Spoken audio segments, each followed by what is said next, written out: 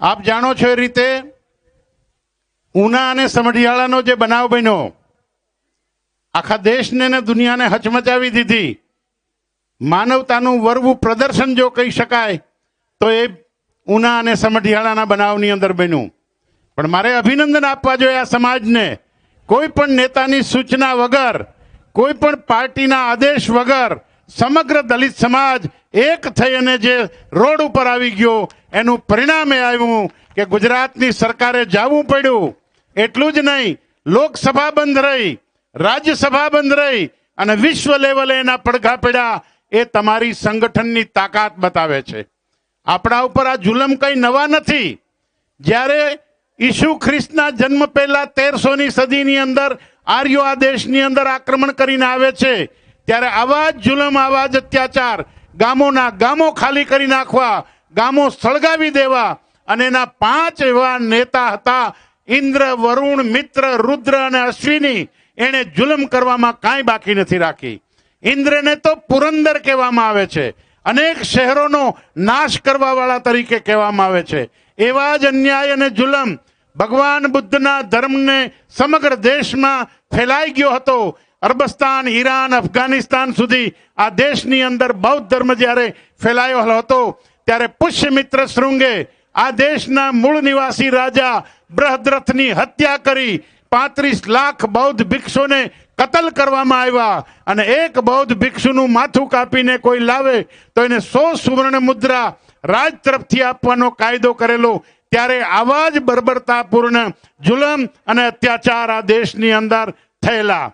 અને હવે તમારે પણ તૈયાર રહેવાનું છે, કારણ કે હવે કદાચ સમય એવો આવ્યો છે કે સાંપ્રદાયિક પરિબળો એટલું બધું માથું ઊંચકી રહ્યા છે કે જેને લીધે આ દેશની અંદર ડોક્ટર બાબા સાહેબ આંબેડકરે બનાવેલું બંધારણ જો અબાધિત રાખવું હોય, સુરક્ષિત રાખવું હોય, તો એકે એક ભીમ સૈનિકે તૈયાર થઈ અને મને તો ભવિષ્યની અંદર શેરી ગલીની અંદર સિવિલ વોર જેવા લક્ષણો દેખાય છે. અને એના માટે તમારે સંગઠિત રહેવું પડશે, તૈયાર રહેવું પડશે, નાત જાતના ભેદભાવ ભૂલીને રહેવું પડશે અને આપણી દરેક પેટા જ્ઞાતિઓને એક કરી, સંગઠિત કરી રોટી અને બેટીનો વ્યવહાર પ્રસ્થાપિત કરવાની જરૂર છે.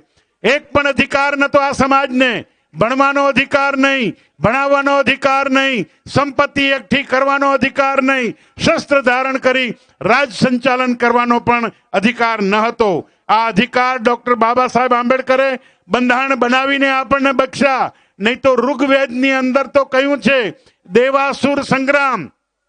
આ સમાજની ઓળખ સમયે સમયે બદલવામાં આવી. સત્યા કહેવાતા, ધર્મગત્યા કહેવાતા, મૂળ નિવાસી કહેવાતા, અને આપણે લોકો દ્રાવિડ સંસ્કૃતિના, નાગ સંસ્કૃતિના, પછી અત્યંજ કીધા, ચાંડાલ કીધા, દૈત કીધા, દાનવ કીધા, અસુર કીધા, રાક્ષસ કીધા, દાસ કીધા, દસ્યુ કીધા. આવી અનેક સમયે આપણી ઓળખ બદલવામાં આવી છે. આપણા ઉપર જુલમ અને અત્યાચાર 4 યુગથી થતા આવે છે. અને એ જો જુલમ સહન ન કરવા હોય તો ડોક્ટર બાબા સાહેબ આંબેડકરનું મિશન લઈ અને બૌદ્ધ ધર્મ અંગીકાર કરી અને અન્યાય વાળો, જુલમ વાળો, અત્યાચાર વાળા ધર્મને તિલાંજલિ આપવા સિવાય બીજો વિકલ્પ નથી. તમારું ભલું કરવા માટે 33 કરોડ દેવીઓ, ભગવાન કોઈ અવતાર લીધો નથી તમારું ભલું કરવા માટે. અને આ તમને જકડી રાખવા માટે 12 મહિનાની અંદર 365 દિવસમાં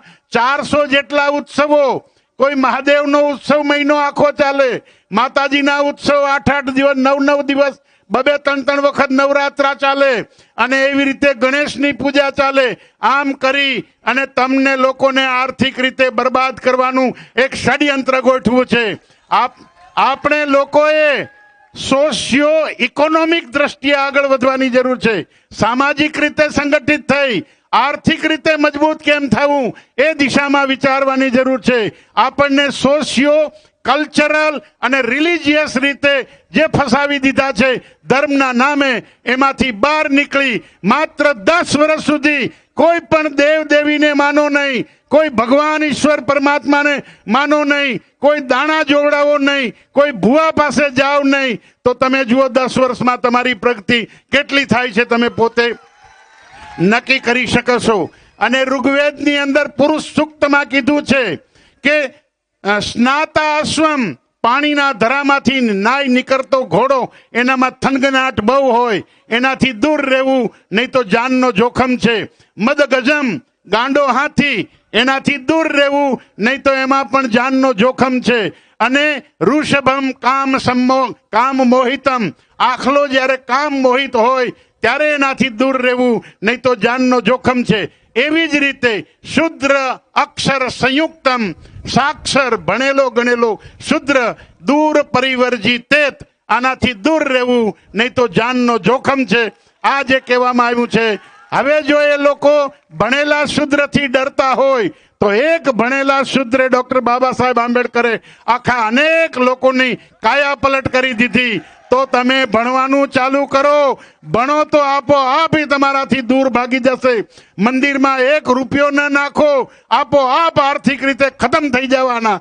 તો તમે આ રીતનું વિચાર કરી અને આપણો જે સનાતન ધર્મ છે, એસો ધમ્મો સનતતો, ભગવાન બુદ્ધે કીધું, જે નિજ ધર્મ નિજાર ધર્મ, બીજ ધર્મ પ્રકૃતિનો ધર્મ, કુદરતના કાનૂનનો ધર્મ, જતી સતીનો ધર્મ, આશરા ધર્મ, ગત ગંગાનો ધર્મ, વાડીનો ધર્મ, ગુરુ શિષ્ય પરંપરાનો ધર્મ, સત્ય વચન અને સત્ય વાણીનો ધર્મ, આદિ ધર્મ અને મહાધર્મ. આ ધર્મ આપણો છે, જે ભગવાન બુદ્ધનો ધર્મ છે. અને એને શરણે ગયા વગર આપણે કલ્યાણ નથી, અને એના વગર તમે માથું ઊંચકીને જીવી શકવાના નથી. એના માટે સૌએ તૈયાર રહેવાની જરૂર છે. આયોજન કર્યું ભાઈ શ્રી જીતુભાઈ ચાવડાએ, એને જેટલા અભિનંદન આપીએ એટલા ઓછા છે. જીતુભાઈ ચાવડામાં એક જોશ છે, હોશ પણ છે, ખુમારી પણ છે. અને એને પ્રોત્સાહિત કરી અને સમાજને સંગઠિત કરવામાં એ અને ભાઈ જેવા મિત્રો, મુછડિયા, દેવદાન મુછડિયા જેવા આપણા કાર્યકરો, આગેવાનો સમાજને એક કરે અને સમાજને સંગઠિત કરી, સમાજને લક્ષ્ય આપી અને નિશાન નક્કી કરી અને સમાજને કઈ દિશામાં લઈ જવો છે એ આયોજન કરીએ તો જ આ દેશનું બંધારણ બચશે.